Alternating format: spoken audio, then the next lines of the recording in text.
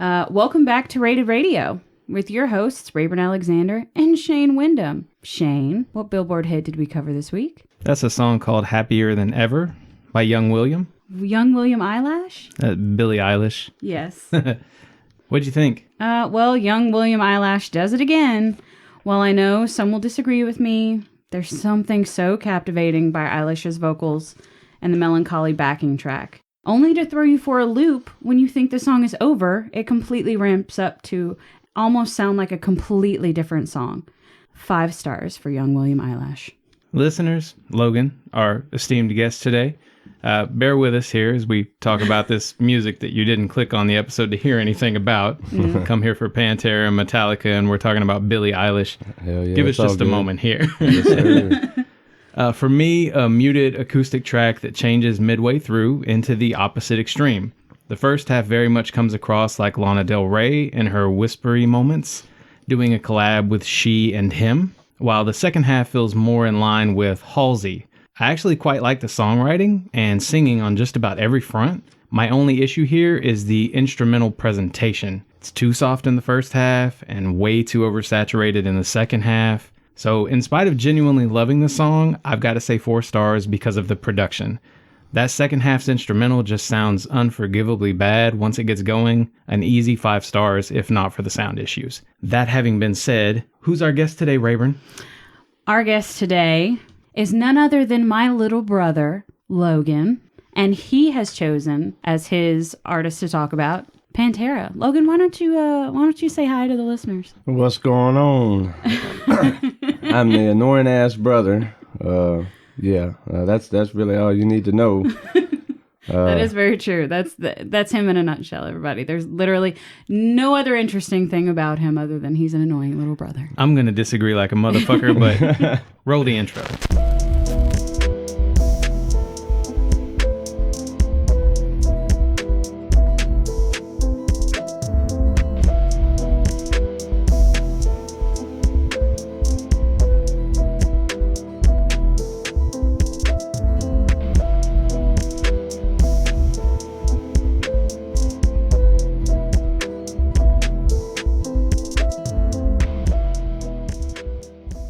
All right, so I do not actually think you are nothing more than an annoying little brother. You're actually pretty all right, but I'll get into that a little more later. What do you say we talk about Pantera, Logan? Shit, that sounds good to me. All right, well, the first album that we covered was Cowboys from Hell from 1990, which is before you were born. It was before I was born. Most of the good music. Yeah.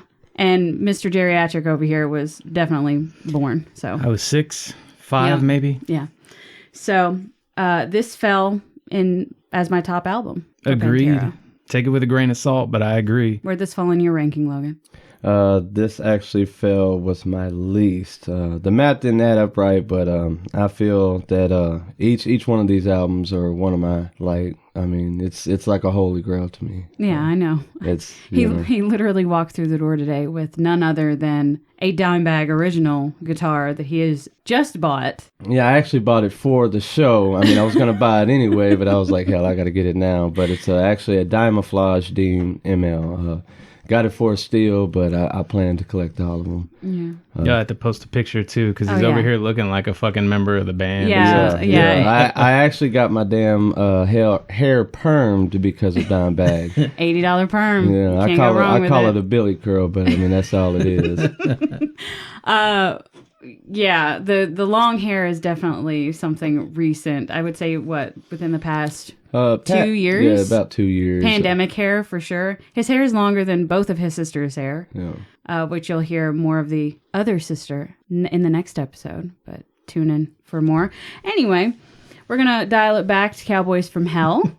I gave this 3 5s out of 12 tracks. 11. Damn. Yeah. I gave it 4 5s. All right. My top track was Cemetery Gates. I'd have to agree, but there were lots of high quality 5s on this I disc. mean, you gave 11. Yeah.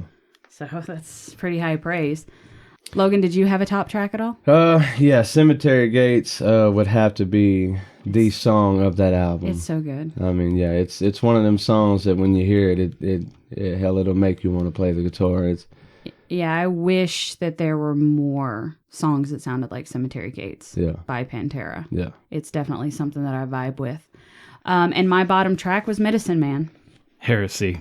It is a good song. It was just, that was my only 4. So that's my bottom track. Yeah. Heresy. Mine was the same one. It's just, I mean, Never clicked with you? Well, it just never stuck. It was never one of them songs that I just replayed again. It was cool to listen to, and it's cool when it pops on, but you have your selected few you want to. Yeah.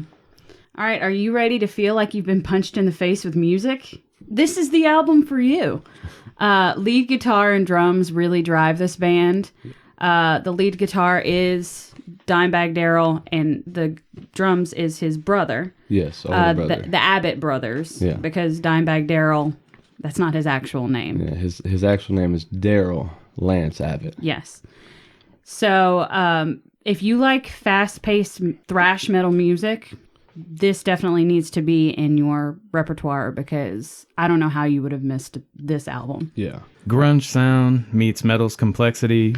While I don't love the backseat vocal mixing and think some of the chorus work seems like an afterthought, there's no denying the face-melting talent each member of this group brings to the table. It's also impressive how unique their sound remains after 30-plus years of imitation. Imperfect, but classic. Absolutely classic album. Yeah. This Cowboys from Hell album, it's what I tried to explain to my father is it's one of them albums you could hear certain 80s groups in it. Like I hear a lot of Kiss.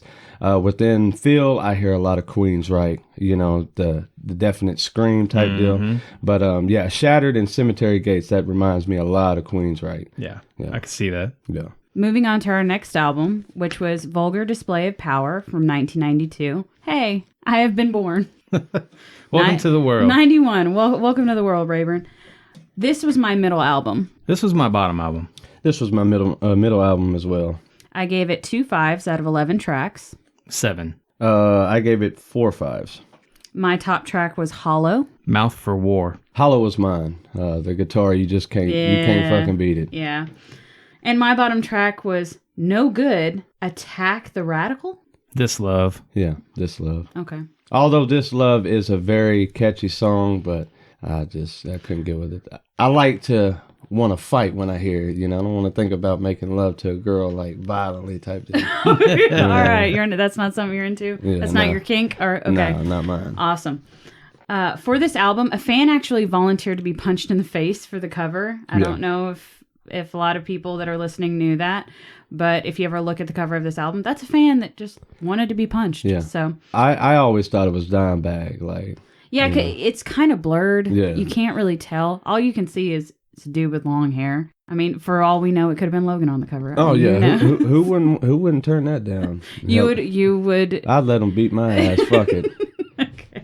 I mean, you could look to a lot of roots here, by the way. I'm going to break in. Have you ever seen Metalocalypse, the Death Clock cartoon? Like a lot of those jokes about things being metal and the fan base, the way that the fans actually interact with the group. And a lot of that, I think, comes from Pantera and what they brought to the table. Yeah. They had so much engagement with fans back in the day. Oh, yeah. These little underground videos. They had the strip club. They had all that stuff. And millions of house parties. Yes. I mean, they were the type of people, if you came to their house, they weren't annoyed. I mean, you were going to take a shot when you went to the door. I mean, Dimebag's famous quote was, you know, either drink it or wear it, you know. So, but no, they were definitely, all of them, you know, at their prime, they were all good people. You know, I still think they are today, but yeah, they were pretty nice people to hang around. And they're from Arlington, which is 10, 15 minutes up the road from us right here. Specifically the Pantego area, which I'll get into that a little bit more, but won't you please?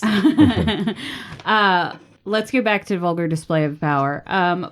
For me, the vocals lose its luster, but guitar proves to remain the standout.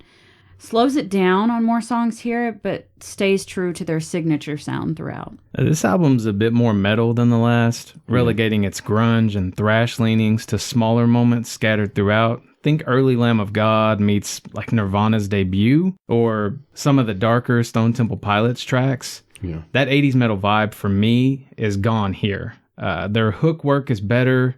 It's a blistering listen, sometimes resulting in tracks topping Cowboys from Hell. On the whole, though, it's not nearly as even. Is there anything you want to say about it, Logan? Because I have a question for you if you don't. I think, honestly, it was just like another step in the door. It was like, they already had the fans, the victim on the ground. I think this was just, pushing it over. The album pretty much says it for itself. Vulgar Display of Power. They got the power. Yeah, absolutely. A little birdie told me, and by little birdie I mean you, because you called me earlier in the week. You told me that you thought you were this close to getting arrested because you were in Arlington this past week. Fucking right. Outside of Dimebag Darrell's house. Yep. Mm-hmm. Yes, sir. Yeah. Wife had a actual baby doctor's meeting, and I was just sitting outside wasting time, and I was like, man, I wonder how far I am from his house. Mm-hmm. And it was like 4 miles. So I was like, fuck it, So we went down the road, and when I pulled up, I could see the statue, and I was already listening to Cemetery Gates, but it immediately sent goosebumps up my spine. I'm pretty sure he jizzed in his pants. Oh, probably. I was so stoked I wasn't paying attention to the road, and I come up on a stop sign, and here's a damn cop, and I was like, fuck it, I'll go to jail in front of Dimebag's house. I'll throw a whole fit, I thought somebody was dead. I was at work, and I thought something was seriously wrong in the family. This motherfucker don't ever call me. I'm on the phone. Him? I didn't know that. I was so excited to tell somebody. He called me twice. He called me on Facebook too. Like he was trying to get in touch with someone. How many people did you call while you were sitting outside? I was just trying to FaceTime or video calls so somebody can see. Somebody could witness it with me. Witness me. Because Cassie clearly didn't know who the hell we were sitting outside his house. Which, speaking of your significant other, by the time this comes out, you will have brought another life into the world together. Yes. A little pre-congratulations on that. Thank you. I could say the sex of the baby because the baby's going to be here by then, right? I'm going to let her give all the thanks and be all happy cool go lucky. Yeah, that's cool with me. Fuck it. Parenting is fucking hard. Oh, yes, it is. Well, and very stressful. I just hope it goes easy on you. That's my hope. Better yet, why don't you say what y'all will be welcoming into the world? We'll be welcoming another baby girl. We haven't picked out names. It's kind of fucking hard. I'm running out of C names, so Yeah, we're gonna brainstorm all together. You'll be all right. She'll be all right. Yeah, she'll be fine. And listeners, if you're still with us after Rayburn hit that high note just now, I'm sorry. You're not been listening killing to me. a pop podcast, but you can see why it is difficult to do metal artists at times. Oh God, you're so annoying. All right, moving on to Far Beyond Driven from 1994. Still, Logan has not made his debut into the world. No, 94, yeah. Well, it depends on when it came out, though. Oh, yeah, but still, okay, 94, yeah, 94, April of 94. So he was in the womb, if nothing else. Yeah. I was in the womb, already headbanging. Yeah. That big ass head. Yeah. This is my bottom album. Middle. This is my top album. I gave it 2 5s out of 12 tracks. 10. 5. And my top track was Slaughtered. Logan, what you got? My top track would be, one of my all-time favorites too, my father, but Planet Caravan, the cover. Yeah, the Black Sabbath cover, right? Yes. All right, so I'm in a different boat. I'd have to agree. Those are great songs. But I was torn. Yeah. Between 3 different songs. I'm Broken, Shedding Skin, or Throes of Rejection. Yeah. For me, because it would take 10 to 20 years for metal to catch up with these tracks. Yeah. I'm Broken, and what was the other one you said? Shedding Skin. Yeah, Shedding Skin is just the amount of connection the brothers had when he came out with that riff, and then he started coming in with the double bass. Oh, that just fucking killed it. It feels so natural. Yeah. Like, even if you've never heard the songs, you'll hear the riff for the first time and be like, hey, I know this from somewhere. Yeah. You don't. It's just that fucking good. Oh, yeah. It's catchy as hell. And, well, the good thing is none of your top tracks are my bottom. My bottom track was 25 Years. Good Friends and a Bottle of Pills. Yeah. Same here. Good Friends and a Bottle of Pills. I like it, I just don't love it. Yeah, no. I mean, it's, like I said, they're all worth playing. Mm-hmm. But, I mean, some you got to repeat. Yep. But Planet Caravan would have to be my top repeat. Yeah. I don't know how many times, how many nights I went to sleep, just shit-faced tripping to this song. I was going to say, does it also hold a level of nostalgia for you? Yeah. Growing up on Black Sabbath, just when I heard it, I immediately knew where it came from and what it was. And when they redid it, I don't really like redo songs, but they fucking killed it. It's amazing how much they leaned toward the Black Sabbath sound and doing it too. They didn't lose their sound. Yeah. But you can definitely tell it's a cover. Yeah. Well, Black Sabbath was one of the first metal groups. I mean, I feel Black Sabbath was the seed that planted metal, you know. I'm not going to disagree. Yeah. So. You're speaking some truths over there, man. Yes. I like it. All right. For me, Far Beyond Driven, song formulas are starting to wear on me. Something seems a bit off. I feel like they're more of a backing band and take a back seat to the lead singer. Definitely more on this album than other albums that we've covered. That's just me. So you're saying he kicked ass more, pretty much? Who? Phil. No. You're saying it took a toll I on? think that I would That'd be the lead singer. I know Phil who it is. Anselmo. Yeah. Oh, you're saying listeners, okay. I'm hello. sorry. Hello. I'm saying this is like a Justin Timberlake celebrity album thing. Oh. You know, like it seemed more like I think your ears Built- were just tired by the time you got there, and I get that. you get that. The album cover speaks for itself. I mean, it's far beyond driven. You know, you never thought they'd go to this extreme with the way. I'm not a fan of Phil. I mean, I'm not a big fan of his vocals. Yeah. I will say that the more that I listened throughout, it was not Phil's vocals that were drawing me in. yeah. If you like the deeper stuff that the lead vocalist does, be sure to check out the side group Down, because he leads that, but it's a much darker effort from what I remember hearing anyway. Yeah. This album, for me, is one that undoubtedly shaped the face of music. Listening, I often had the feeling that I was hearing everything from Coal Chamber to King 810. Needless to say, it gets experimental in spots. That doesn't always land, but it continues their trend of having more than a few very strong fives on their mainline releases. I drew a lot of mental comparisons to Lamb of God as I soaked this insanity in, mostly because the vocal stylings. And that's never a bad thing, Rayburn. Well, agree to disagree. One block of unsure footing here, but it doesn't stumble much beyond that. Anything you want to say, Logan? I mean, other than you being picky on the damn singer, I feel You don't sound bitter at all. I man. feel without Phil, you wouldn't really heard of Pantera. Although the band was pretty much driven by the brothers. Was it Far Beyond Driven? Yeah. But Phil did hold a place, and he did. I mean, because they started out with a totally different singer in the beginning, Yeah, what was his name? Terry Glaze, and he was more kind of like a '80s hair band glam type person. Kind of like a Van Halen type deal. Mm-hmm. But they switched over to Phil, and Phil he brought that whole metal, dark, type of look, type of sound. Okay, well, maybe I'll have to listen to Terry Glaze. That's his name? Yes, Terry Glaze. Maybe I'll have to listen to Terry Glaze and they see have if three I like him better. albums.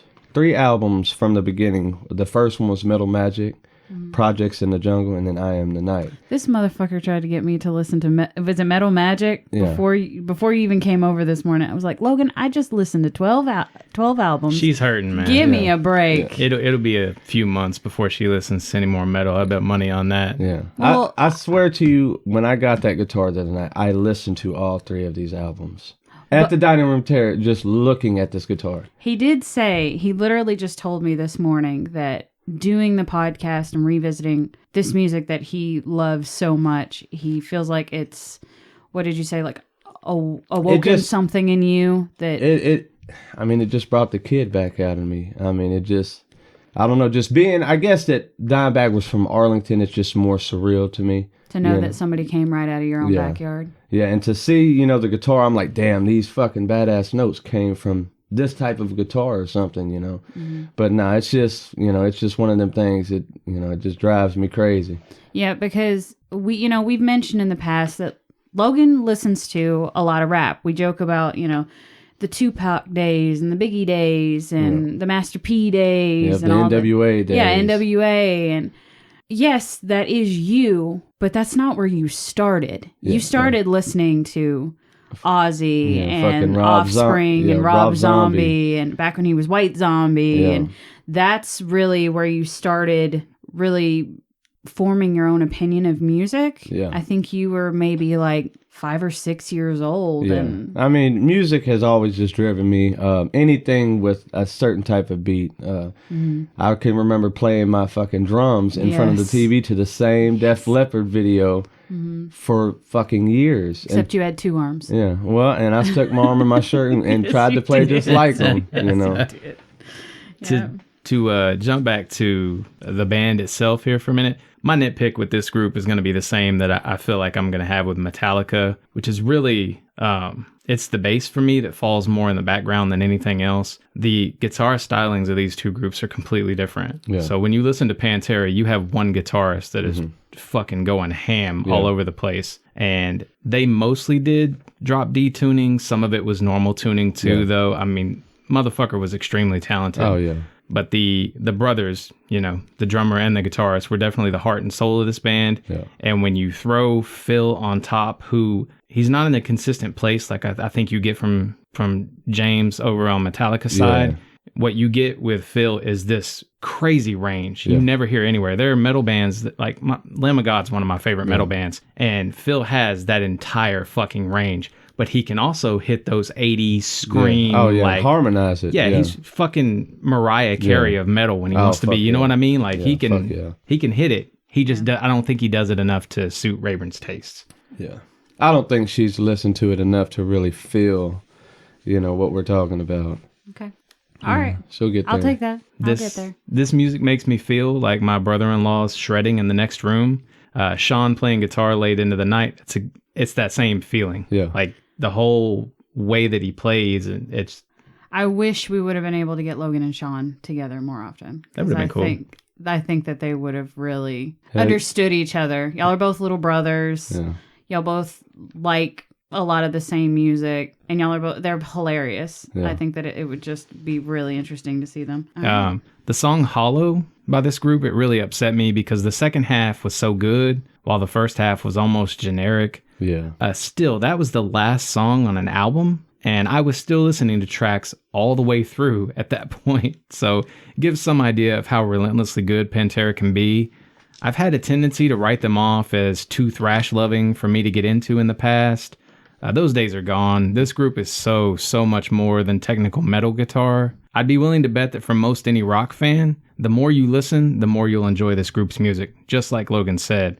They're musical liquor, though, so listen in moderation. Yeah. So if I'm going to give Rayburn anything, it's that she probably wears her ears out trying to get through a lot of these metal listens, and so you'll see like that decline. Yeah. It's like when you're ready for a party and you get too excited about it, and then the party comes and you're just going downhill. Yeah. Oh, that's how these listens can be. I have a trend when we cover metal artists, don't I? Yes. Yeah. Maybe I should like take a break in between and walk away for a little while. If you don't dig it, you don't dig it. It's not your bag. You know, you listening to it 3 albums in a row can get a little excessive. I wake up sometimes still thinking about, was that too harsh on Radiohead? Like shit like that goes through my head. Yeah. You know? Okay. All right, some similar sounding artists that I would compare Pantera to is White Zombie, Slayer, Lamb of God, and Metallica. I think there are definite similarities here. The music makes me feel like I want to shove the hell out of someone. Like Shane said, Pantera is from Arlington, Texas, specifically Pantego. Yeah. They were originally formed in 1981, and originally they were a glam metal band, which probably makes sense with the lead singer that you were talking about. Their name came from the word panther, because panther in other languages translates to Pantera, as well as paying homage to their hometown of Pantego. Yep. Dimebag Darrell also played for Megadeth in the late 1980s. Pantera broke up in 2003 after a riff with the lead singer and the Abbott brothers, which is Vinnie Paul and Dimebag Darrell. Yeah. Sadly, because we knew we would get here, for any of you that know the history of Pantera. Before they did, they formed Damage Plan. Isn't that what it was? Yes. They formed Damage Plan with a new bass and a singer that was actually Rob Halford's lead guitarist at one point in time. And sadly, when Damage Plan was performing in Ohio in 2004, Darrell was shot 5 times in the head by a former Marine, Nathan Gale. Gale was upset that Pantera broke up the previous year and blamed Darrell for the split. There's a lot of speculations with that. They claim that it was over the breakup with Phil and Phil's comment in the paper claiming Dimebag should be severely beaten. But from what I heard is the guy that killed him, he was kind of batshit crazy. He was a Pantera fan, but he was losing his mind telling people that Pantera stole his lyrics and stole, his music.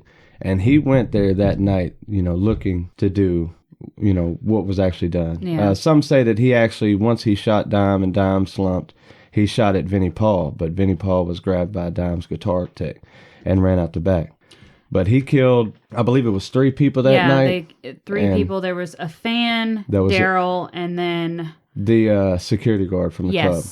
Yes. But yeah, it was such a sad scene. I mean, to take someone's life like that, on stage. I mean, he died doing what he loved. Mm-hmm. They said he was pretty much headbanging when it happened. Yeah.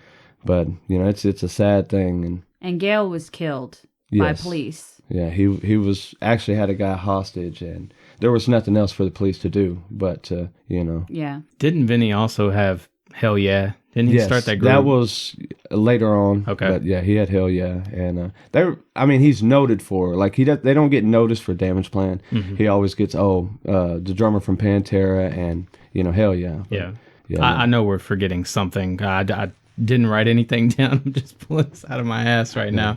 I was going to say, Logan's brought enough to the table. I knew he was going to come with some serious facts. Now, for all the listeners out there, go give their first 3 albums a look. I guarantee you will not be disappointed.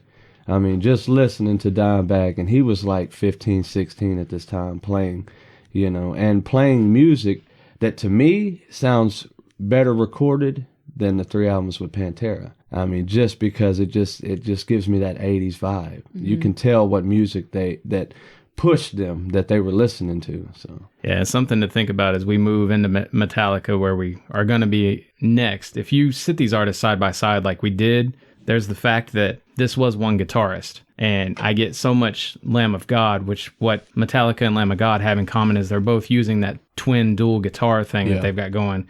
You could argue that, the lead vocalist of Metallica is also playing guitar at the same time. Yeah. So it's not as different here, but it's a lot of talent. Oh, yeah. A lot of fucking talent to pull that much sound out of a single guitar. And the drums keep right in line. You can tell these brothers loved what they did. Yeah. They lived, breathed, and ate music.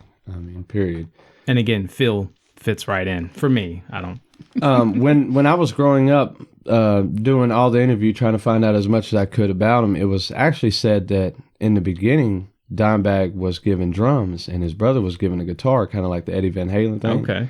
And that they end up switching, and that Dimebag didn't know how to play the guitar, but he went in his room and just, jammed to Kiss, and they said he just come out of his room playing. That'll do it. Yeah, absolutely. Yeah, maybe that's what we need to do to you. Just lock you up in your room for a while. Oh hell, might as well. I'm at home anyway. But no, another thing I want to say that kind of melted my heart.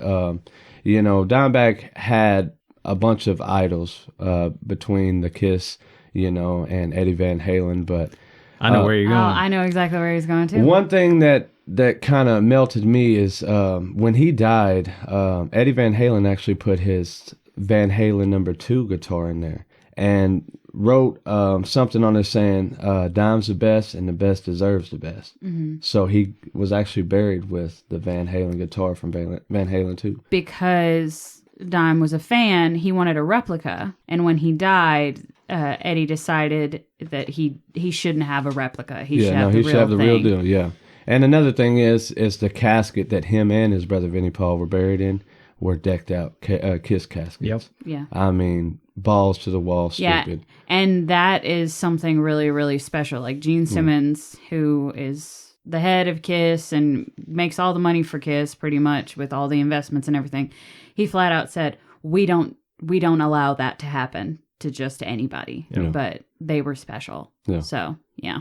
Well, I'm sure we can talk about Pantera all day, but I think we have another artist to get to, so why don't we take a break? I'm cool with it.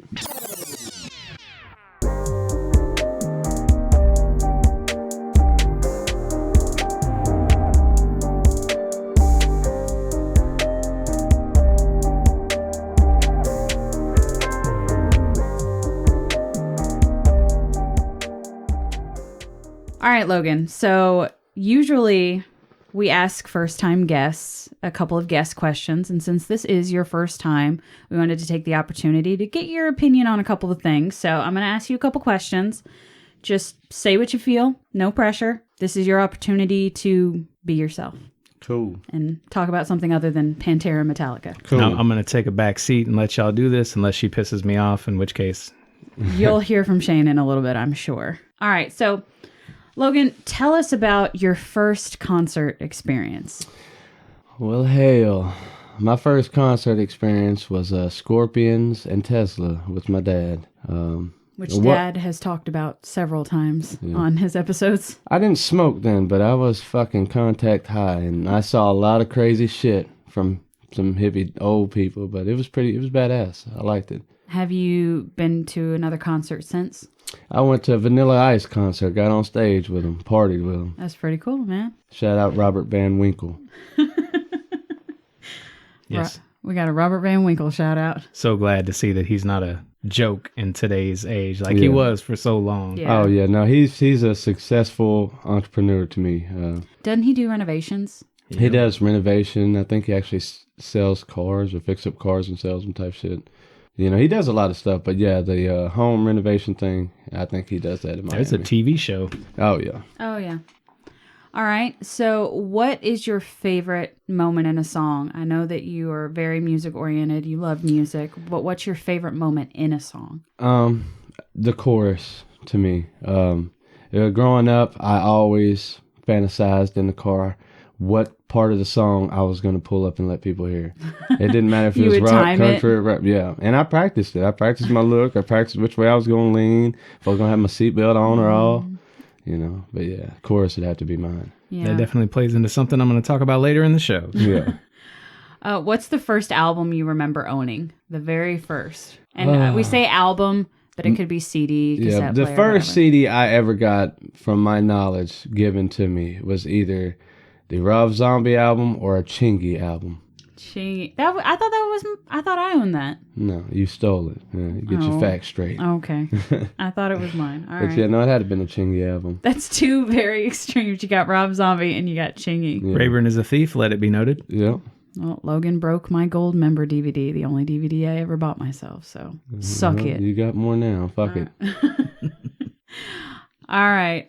How has your taste in music evolved over time? Like we said, the Rob Zombie, Chingy. I mean, there are layers to you.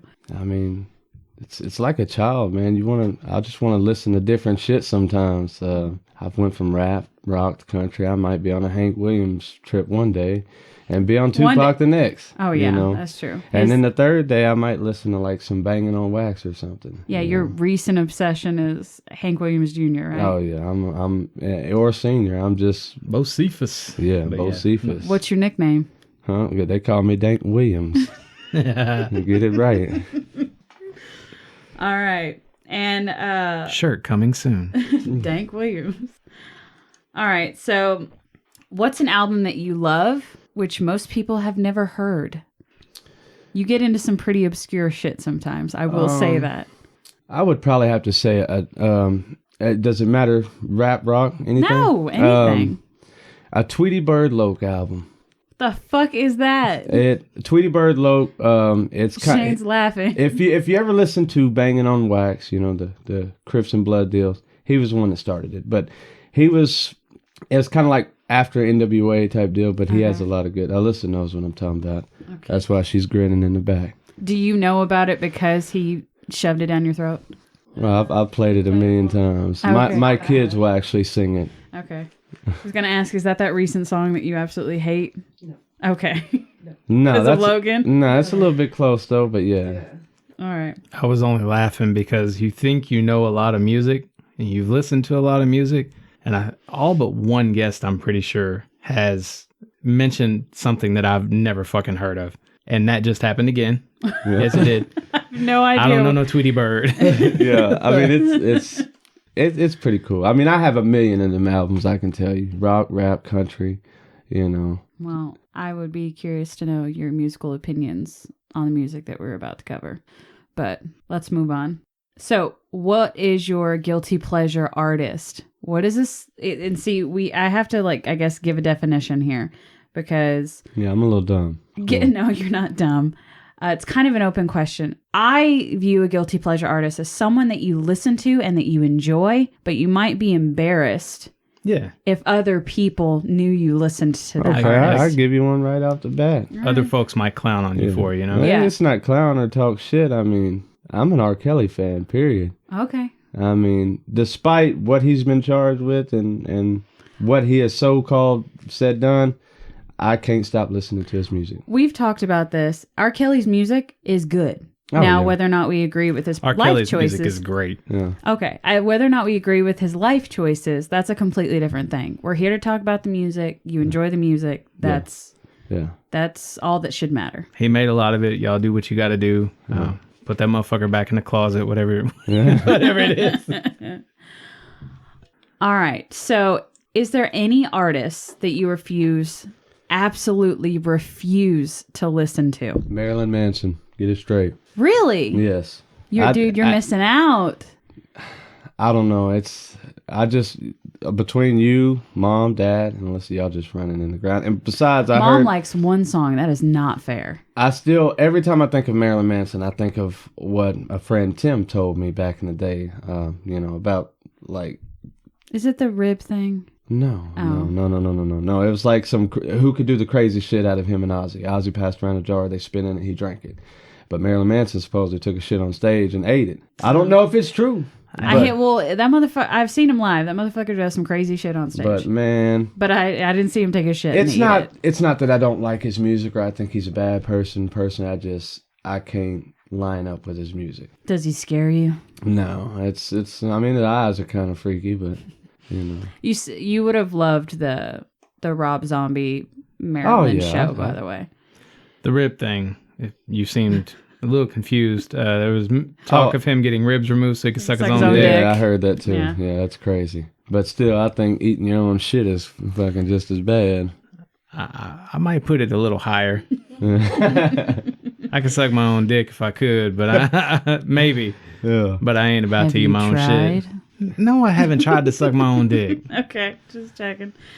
All right, what is your... Hold on. I'm just going to ask. I was going to say maybe I should write it down for another entertainment thing, like for Banter Bar. But what percentage of dudes do you think, if they ain't have the rib and they could suck their own dick, how many of them do you think would do it? I think over half of them, honestly, but I ain't one of them. Okay. Yeah. Continue. Continue with your questions. All right. What are we on? Question number what? Question number 8. What's your favorite music video? My favorite music video would have to be All My Rowdy Friends Are Coming Over Tonight. I mean, that shit makes me want to fucking party. The one that the Hank Williams one that you played for me? Yeah. Yeah. Yeah, Logan just likes to video chat with me, just doing shit. He's like, watch this. And I'm watching a video through his phone. Dude, it was 1:30. It was about 1 last night. I was driving home. Everybody was asleep in the car, and it popped up on my playlist, and I couldn't do shit but just blare it. And you woke up your entire family? I woke up Mink, I woke up Kay, and Cass is asking what's wrong. And shit, all my rowdy friends are coming over tonight. I mean, you just can't beat it. It just makes you want to act a fool. All right. And what's your favorite live album? Live album would probably have to be Pantera. Domination is just so much better live to me. Is that the one that has the video attached to it that you Were the live? Yeah, that I was talking about. Okay. Yeah, me and my son were watching, and my son, he's 5, and he was asking me, actually 6. Sorry, take that back. Sorry, Kate. But he was asking me what the people were doing in the mosh pit. You know, he's like, they fighting, and I can remember telling him and trying to give him a vivid description that he would understand what they were doing. And out of nowhere, I just see this guy fucking flying like Superman past the camera, and just thought that was fucking pretty funny. All right. And in your opinion, what makes for a bad musician?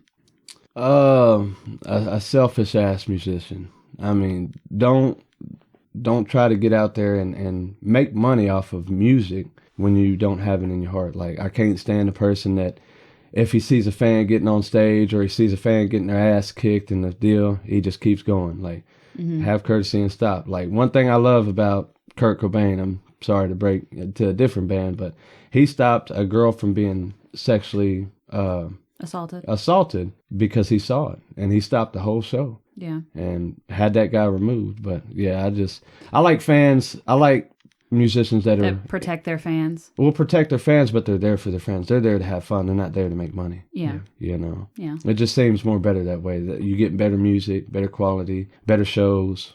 So I think that's a good answer. I would agree. I like that. All right. Shane, do you want to go ahead and let the listeners know what our top song list was for this week? Yeah, list for this week was Logan songs. First time guest, so I'm throwing my hat in the ring here as well.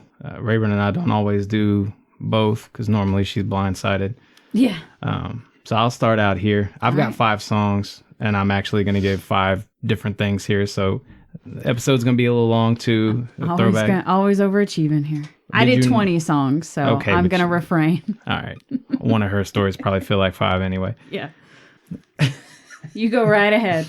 My first pick for you, man, was Trunk Music by Yellow Wolf. Hood rich, country royalty. Hearing this instantly makes me think of you because of the fun and forever chill vibe I know I'm in for when you're around. Kicking it with Logan always has me anticipating good sound from a classic car to cruise around in, talk about what we're both striving to do with our lives and all the stupid shit we've gotten into since the last time we spoke. Yeah. You just want me to keep going? You keep going, man. All right. My second pick was Fatty Boom Boom from The Antwoord.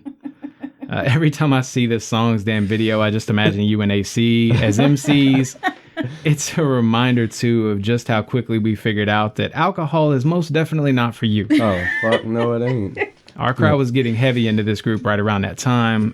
2 shiners and this muff who can smoke all of us under the table, mind you, is 3 sheets to the wind. Oh, yeah. Fucking made a mistake of drinking not your father's root beer, and hell, it wasn't really root beer. You downed it. Think of it was regular root beer. I drank 4 of them motherfuckers. You're regular root beer obsessed. All I can remember is crying and being carried by AC. Yeah. Yeah. So. Yeah, we remember. Yeah, it wasn't pretty. I've got a picture with him from that night. It was turtleneck and chain night, and so I took pictures with everyone that night. But then we have one of you by yourself sitting at the table, looking like I'm struggling. Yeah. That's the night that you dressed up as Pee Wee Herman. Oh, okay. Oh, yeah. Is that a different one? I think it's something else. Turtleneck and Chain Night was one of your Halloween parties, and you came dressed up as Pee Wee Herman, which you love Pee Wee Herman. Yeah. The night that Logan's talking about, not your father's root beer, was the last Halloween party at the Devil's Night.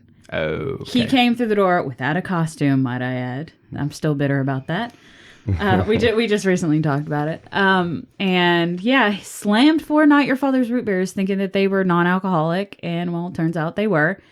But not only that night you got wasted, your graduation night, you were passed out on the floor. There were family members walking over you. I remember people recording me while I was throwing up in the toilet. So. Yeah, there's still photos. You're welcome. Yeah, people record some fucked up shit. Oh, yeah. I ain't gonna say no names, but I do kind of feel like at some point when the person I'm not naming throws their next Halloween outfit costume party, we should all just come through the door dressed normal. Yeah. I'd kill all you motherfuckers. It'd be a real moida. My third pick was Air Force Ones from Nelly. Oh, goddamn. Pretty obvious pick. Yeah. You're fussier than anyone I've ever met when it comes to their shoes. Yeah. Not a knock, just the truth. More than a few plans have been changed in my lifetime in order to keep Logan's shoes clean, and that is a unique facet of keeping your company that deserves a degree of respect in my mind. Yeah. Hell yeah. Pick number 4 is Fuck Me Up or FMU by Lil Windex. Now, I know you probably think I've been saying an asshole-ish jest that you remind me of Lil Windex. Yeah. And while, yes, something about Lil Windex's look is something I think you could pull off with ease with shorter hair now, you know. There's a lot more to this comparison. Windex is hilarious, like you, and is way more talented than he has any business being for someone who set out to simply lampoon the state of rap. Yeah. Basically, what I'm saying is that the comparison was always meant as a compliment. Yeah. I cannot believe you said Lil Windex is more talented than... I just can't believe you said Than that. the people he set out to, like, joke on Lil Like Pump and parody? those type of artists. Yeah. Okay. And he goes ham. Yeah. It's Pig. kind of like a Weird Al, Yes. pretty much. The Weird Al rap. If Weird Al didn't sound like corny and, you know. Yeah. Yeah. Final pick from me is Crash and Burn by Ritz. I used to think of you when I'd hear this song. You were on a very different life path then, though I think your base desires have always been the same. You were looking for good love, wanting to be a good provider, husband, and father. And whether it's what you do for work now or who you're with now, I just want you to know that I'm happy all those good intentions you have didn't see you flying down the wrong path too fast like they had been. Happy you joined me on that other side of the bullshit and get to enjoy a better bit of existence. Hell yeah. Yes, sir. Thank you. I'm happy to see all of y'all doing good. That's- Y'all are my first people to brag on. Well, I'm happy you can brag on us. But speaking of what we're talking about, my song that reminds me of you is I Ain't Mad at You by Tupac featuring Danny Boy. Yep. Like I said, I have 20 songs that's available on Spotify that remind me of Logan, so please feel free to check it out. While there are many songs on this list that speak for themselves, this one might not be as on the nose as the others. Anyone that has ever been close and had the pleasure to know my brother has been very lucky enough to have made a friend for life, and should consider themselves very lucky to have a friend and found a place in his very large heart. Despite all the friends he and I may have had throughout the years, we are both each other's very first best friends, and know that no matter where each other goes or what life throws at each of us, we still remain by each other's sides, cheering each other on from afar, and there to pull the shirts off our backs at the ready. And that is real love. Motherfucker, you gonna make me cry. You're so sappy.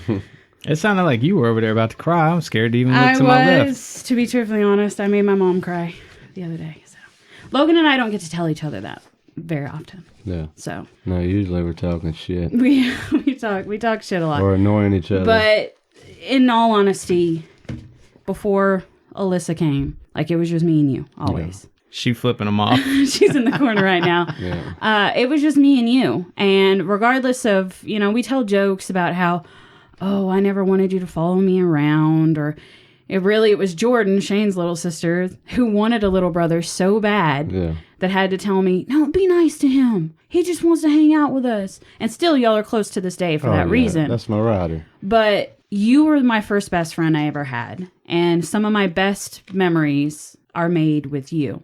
I mean, how many times do we just cut up talking about the way things used to be? Now you're a father. You're a father of about to be 5. I'm very much not a mother. And we live 2 completely different lives. But the fact that we both can pick up right where we left off, like there hasn't been any time that has occurred, and just be there for each other when we need each other is special to me. Thank you. You're welcome. Love you. You're a nice motherfucker. Thanks. You're all right, too. Let's say we go talk about Metallica. All right. Hell yeah. Sappy bitches.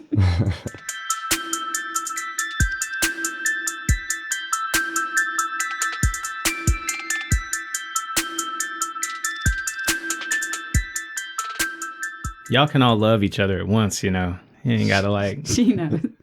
She knows I said. If you listen back at Alyssa's first episode, you'll hear the sappy shit that I said about her too. And I always take time to. I did it with my dad. I did it with Logan. I did it with Alyssa. I always get a little bit emotional because I feel like we need to take the time to say more things like that, because on a daily basis, life happens. Yep. You don't really take the opportunity to tell your siblings or your family that you love them. I wanted to do it publicly because I'm dramatic. I want to die just never having said shit. That's all right. Nobody, here lies Shane. Nobody knows how he felt. I hope your sisters know that. What was it at the cabin? I went to try to move my mom, and I don't know if y'all had left yet. I feel like it was you. Had your energy. Because I was drinking almost the whole time. I don't know. Okay. I was trying to move her so I could get to some shit in the corner, and people were like, what was that? That was like the most awkward hug of all time. I'm like, what the fuck are trying to hug anybody? That was me. She was standing in front of the sink. I thought y'all were trying to hug and y'all didn't know how to hug each other. We kept pretending like this was our weird hug. Touching shoulders from 5 feet away. Anyway. That was me. All right, let's talk about Metallica. First album that we covered by Metallica was Ride the Lightning from 1984. This was my top album. This was my bottom album. Okay, I believe this was my bottom album. All right. No. Hell, I don't know. I got so much shit wrote down on here. It's at the top. No, just go on. Okay. All right. Logan listened to the album, promise. I gave it 2 5s out of 8 tracks. 5. 5. My top track was Escape. Fade to Black. Fucking Fade to Black. Okay. Okay. All right. And my bottom track was Creeping Death. Trapped Under Ice. Creeping Death was mine. It's so weird how we'll either have the same top or the same bottom. Same with you and him. It's just funny. Like, Yeah. Opinions. yeah.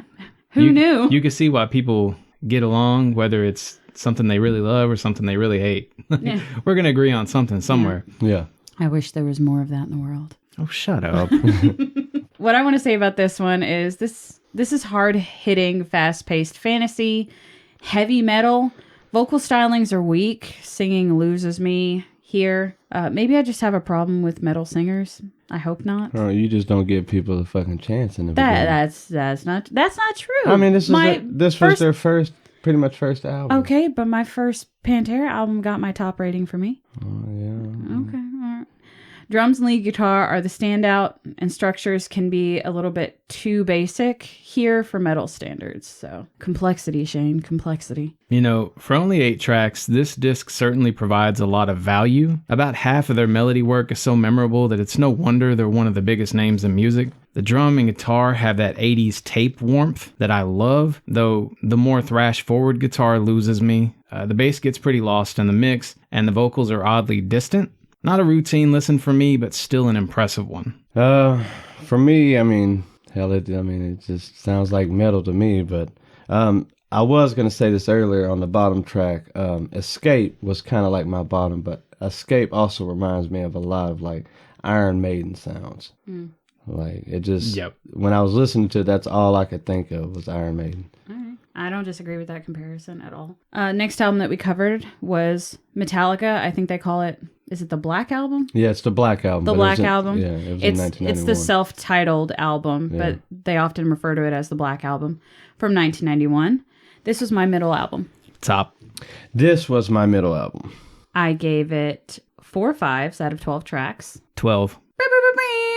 Sorry, I have to cut you off. If Shane gives a perfect rating, I have to do that because he loves that sound so much. I don't. If you're new here, I don't love that sound. Sorry, Logan. Go ahead. I gave it 5. 5 5s. This album right here, my father ran in the fucking ground. Yes, yeah. I mean, but it wasn't like it was annoying.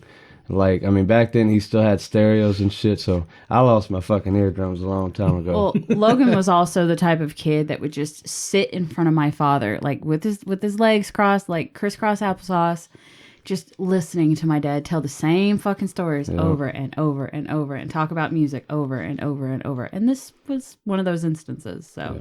You know, sometimes I find myself questioning my reality. We're talking about Metallica, and my co-host managed to say crisscross applesauce. I mean, go ahead, Rayburn. What you think about? No, we're top track, right? Yes, we're top track. My top track is The Unforgiven. Wherever I may roam. I would have to say The Unforgiven, number 1. And my bottom track was The God That Failed. The Struggle Within. The God That Failed? Yep. Well, she sneezed in my face, so I did not. it's equivalent to saying The God That Failed was a bottom track. Oh anyway, my God. The Struggle Within was my bottom track.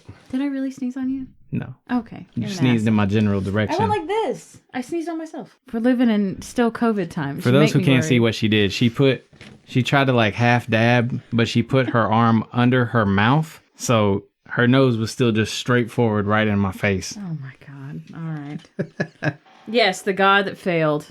What do you think about the album, Rayburn? Efforts seem a little bit more mainstream here. Calmer tracks and classic. The 5s are strong, but my only problem is where they weren't 5s, they lacked in consistency. For me, one of the finest heavy metal albums ever recorded. Even the roughly half of it that most radio fans won't already know by heart is exquisite overall. Everything about this disc improves on what we got with Ride the Lightning. Even the mixing is on point. Also a nice reprieve from all the love songs we listen to on this show. Some tracks aren't strong throughout, but that's my only criticism. I will mention too that this was still in standard tuning. Both these albums have been in standard tuning, which is way harder to play. Yeah. So you listen and this sounds like metal guitar, but it's primarily standard tuning. Now, Reload, the one we're about to cover, that's a different story altogether. Yeah. Anyway, what do you think, Logan? I think this was a great album. Enter Sandman, if you were ever a kid growing up when I was growing up, to learn that motherfucker on Guitar Hero was fucking insane. Yeah. I mean, but yeah, Metallica just it holds another kind of like Pantera spot in my heart. It's just one of them bands you can't forget. Oh. You know.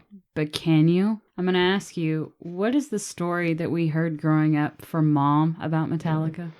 Metallica opened up for Ozzy one time, and her and my father, which surprised me because they ended up liking it. I know. But they said it was just complete shit. It was nothing but screaming. They got booed off the stage. Yeah, Which is interesting because they're known as one of the best live shows to go see. I actually know some folks who will travel around when they're on tour and see each show. Really? Yes. Cool. But yeah, they got a big fan base. I think that's where I initially started to hear about Metallica. It was Mom telling us that story of, oh, they're so shit. They got booed off the stage. And I'm like, okay, well, how bad are they? And then I heard them and I was like, this isn't that bad. What is she talking about? But then again, everybody there was only wanting to see Ozzy anyway. It's probably super early. Oh yeah, it was at that point in change where it was becoming a different sound. Yeah. So They were more thrash in the beginning. and they were probably also still, wet behind the ears type, kind of what you call it. I mean, I didn't think until this album they really started to see potential in the group. I mean, you've seen it on the first album, but I mean, everybody can be a one-hit wonder. Yeah. But you definitely started seeing some change. Yeah. The next album that we covered by Metallica was Reload from 1997. This was my bottom album. Middle. This is my top album because one, as a child growing up and riding in the black Contour, I remember playing this with the cassette with the auxiliary on. I remember you playing this, like all Your the time. car? He done whipped out the cassette with the auxiliary cable Yes. coming out of it. Yeah. I can remember going to Piggly Wiggly listening to this, That being definitely- crammed in the back of Annie's blue Taurus. Yep. Just to watch Joseph skate on the sidewalk. Skate outside of Piggly I Wiggly. thought I was Yeah. grown, but Yeah. those were some fun times. Coming full circle. We're naming people that have been on the show before. See, we're all so close. So I gave this 3 5s out of 13 tracks. 11. 6. My top track was Low Man's Lyric. So I was torn between Low Man's Lyric and The Memory Remains. Better Than You. See, my top was, The Memory Still Remains because that's all I can remember. The fortune, fame. Yeah, that's all it played in my ear when I first listened to it. I was like, fuck, Shane used to play this. Yeah. And my bottom track was Carpe Diem, baby. I was torn between Bad Seed and Prince Charming. The bottom track? Yeah. Better Than You. See, I had already said it. Oh, that was your bottom? Yeah. My top was Memory Remains. Okay. I just, for some reason, I thought you said bottom. It's all good. Yeah, it's fine. Production value is increased here. More rock than metal for me. Songs take a little bit longer to get into. Can sometimes be a little bit boring because of those long intros. And guitar and drums are still a standout for me. Think a less complex Black Album with more southern twang. Still good, just much more focused on jam riffs than on technical prowess. Not surprising, again, considering this was in drop D tuning, so that's a easy power chord. Yeah, whatever. There's also emphasis on typical love themes here, lyrically. It's right in line with releases of the era, such as Godsmack's debut. Some of the fives barely land. Still, some of this is among their best material. Some of it is. Yeah.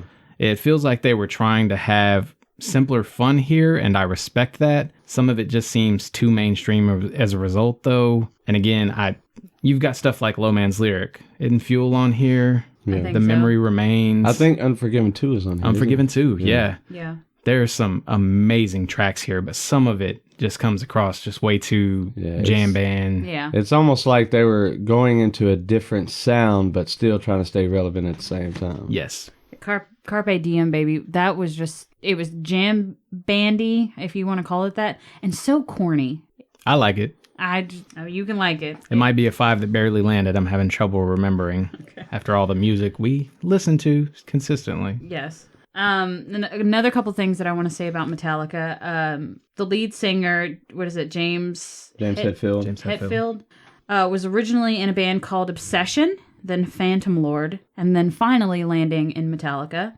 Kirk Hammett, who plays lead guitar, took lessons from Joe Satriani. Yeah. Which, if any of you know about Joe Satriani, that totally makes sense. He has trained other guitarists, and we've mentioned it on the podcast previously.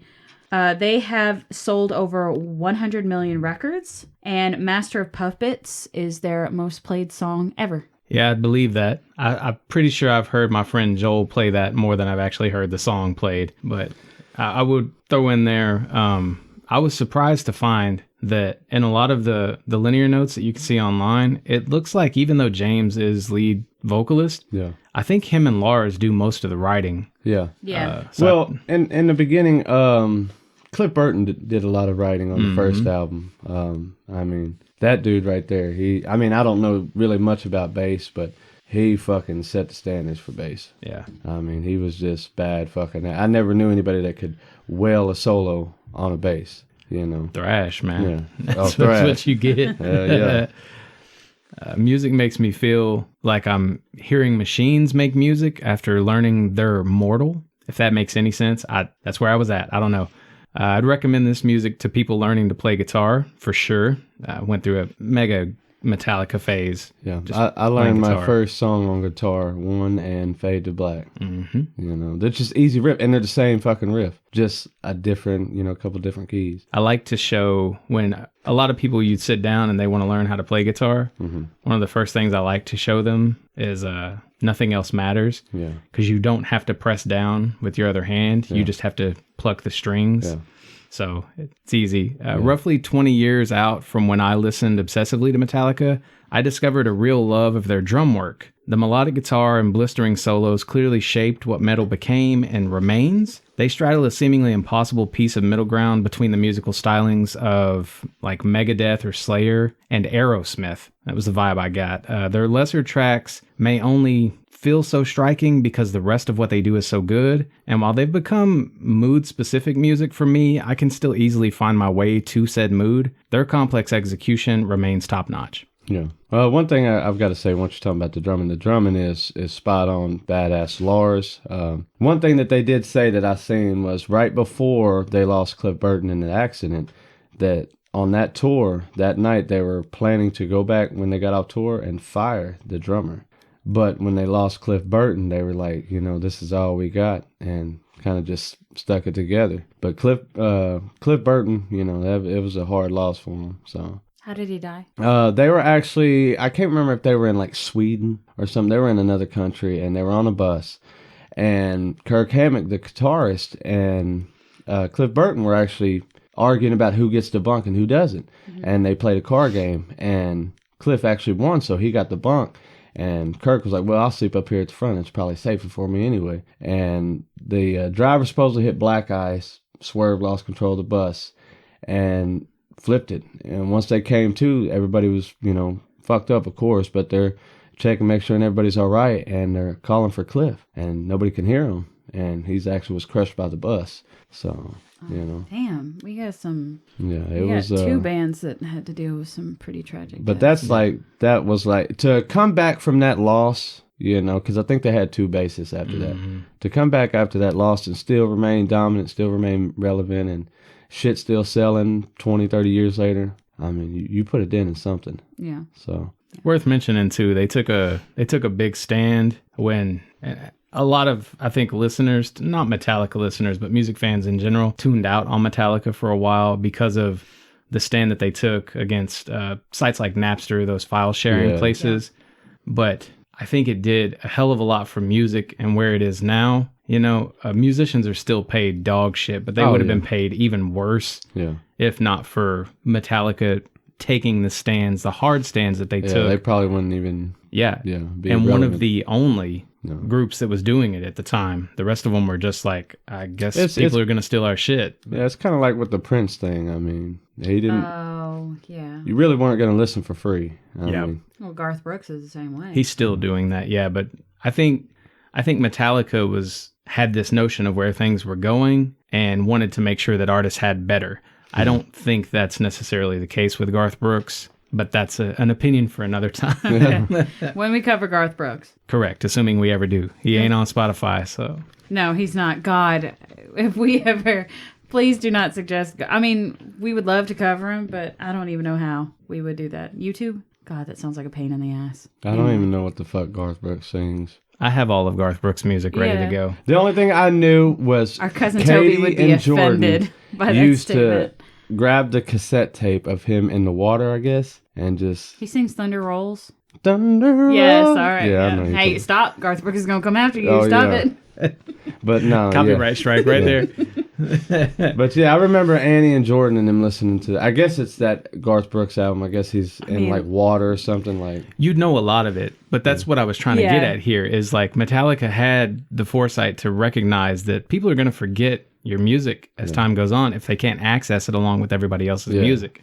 But they took a stand to try to make sure that people were paid fairly Yeah. in the industry. They were looking to pay them nothing Oh, yeah. or just absolute dog shit, which they still kind of make that. That's why so many bands tour. Yeah. Instead of putting out new music or working on new music, Yeah. they'll do like a tour they year make after more year for a money off while. the shows. That's the only way they really Yeah. make money. It's not listens anymore, and it's really sad. Yeah. Yeah.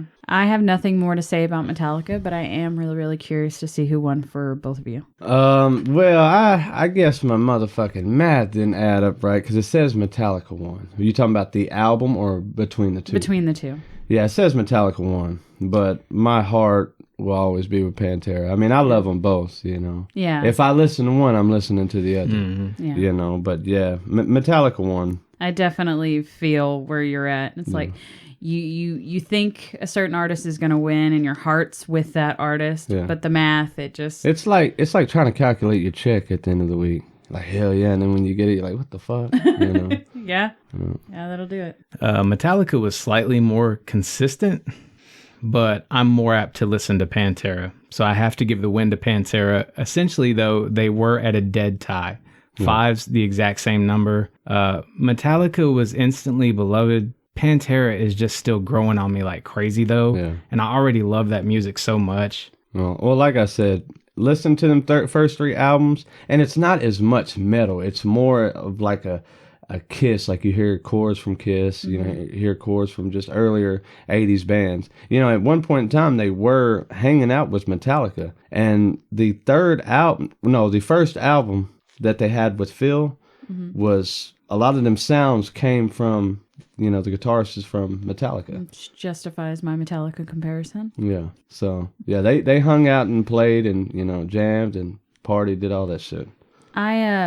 Metallica came out on top for me this week. They had more fives, so it just made sense that they would get a higher rating because they had more fives. They have so many great hits that might hold a level of nostalgia, but I would agree Pantera is still growing on me if I can get past the lead singer's vocals or at least give the lead singer a little bit more of a shot. You just need to listen to some of their slower songs. More harmonizing, like Cemetery Gates. I feel Phil killed that fucking song. Well, then I fully expect you to send me all of your favorites and make me listen to them. You know what I really think it is? I think we need to take her to some metal concerts. Oh yeah, I think she'd change her tune. yeah. If she could see it and be there for it. I think she needs to just hear a shitty singer. Period. Fucking blank. I mean, Okay. I could see the similarities of, you know, not liking some of Phil's songs, some of Phil's harmonizing, but I mean, it's just fucking great to me. I mean, I'm down to go to a show. His I mean- range, his styles, it's so all over the map and so skilled. Yeah. You know, James Hetfield has a pretty perfect voice Yeah. for what he's doing, but the way that Pantera did all this progressive shit, in spite of, their influences were, you know, the Fun Boys, the jam bands, and that's not what Pantera brought to the table for the most part. It was, this is the future of music. Yeah. We're shaping it right now. Yeah. Anyway, so next week we are going to be back with another guest, another sibling. Another sibling. I have many. Just kidding. I only have two. This is the last of them. We're going to be covering, and this came out of the jar, by the way. Alyssa's just wanting to join us next time because Yeah, she loves this so much. Hollywood Undead is one of her jams, right? She's saying, mm-hmm. You probably Now- can't hear it. I don't know if I just match Story of the Year up against Hollywood Undead. I think I've got something backwards here. I wanted to say Story of the Year was on a Lena list, but maybe it was Hollywood Undead. I've written Hollywood Undead was one of our listeners, Lena, was one of her top 10 artists. Okay. I feel like I messed that up, though. I could be wrong. Anyway, we'll be back next week with Hollywood Undead. We're going to be covering Swan Songs from 2008, American Tragedy from 2011, and Notes from the Underground from 2013. And then on the Story of the Year side, we'll have Page Avenue from 2003, In the Wake of Determination from 2005, and The Black Swan from 2008. So if you're wanting to follow along, definitely check those out in advance of our show coming out. All right. So, Logan, I just want to take this time to thank you so much for being here. It has been an absolute pleasure to hear you talk about something that you're passionate about. We loved having you here. Great conversation, and we hope to... She tries to speak for me all the time, but I'm agreeing with everything she's saying. So. We hope to have you on again in the future. We still have some artists reserved for you, so hopefully you can make it back out here at a later date when you're not stacked in dirty diapers. Yeah. No, I definitely... of a new baby. I was definitely nervous as a motherfucker. If it wouldn't been for Alyssa this morning, I would have never woke up. I mean, it was a long night. Had some fun last night, but no, it was definitely... I've looked forward for this for like 3 weeks. I mean, ask Alyssa how many times I've opened that fucking case and said, man, I can't wait to show these motherfuckers this guitar. Can't play this motherfucker, but I'm gonna hold it. So, but no, it was pretty cool, man. I'm down to come on any other ones. Well, just no Tiny Tims, none of that. Damn it. Well, there goes I get tired of it. Season 8. Yeah. Well, thanks again, man. But that's going to do it for this week. Hit up our playlist on Spotify. Visit our merch shop. Share our show with your friends. Come and find us on social media and let us know what you think. And until next time, fill your world with music. What the fuck she said. Party on.